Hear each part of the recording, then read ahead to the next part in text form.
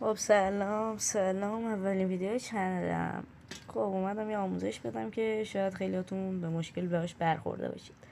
هندزفری بلوتوسی یا هدفون بلوتوسی میخرید و وقتی تو بازی میخواید مایکتون رو وا کنید، حالا تو کال آف دیوتی موبایل یا پابجی موبایل فرقی نداره، میخواید با دوستاتون با مایک توی بازی صحبت کنید، وقتی مایک رو وا میکنید صدا از روی هندزفریتون میره روی میکروفون گوشیتون.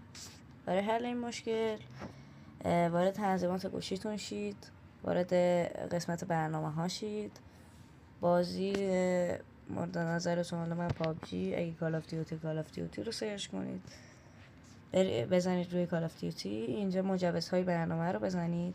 اگه اون مشکل داشته باشید، این مجوز دستگاه های اطراف توی این قسمت مجاز نیسته. بزنید روی دستگاه های اطراف، اجازه رو بهش بدین و مشکلتون حل میشه. خب لایک یادتون نره و امیدوارم از این آموزش خوشتون اومده باشه.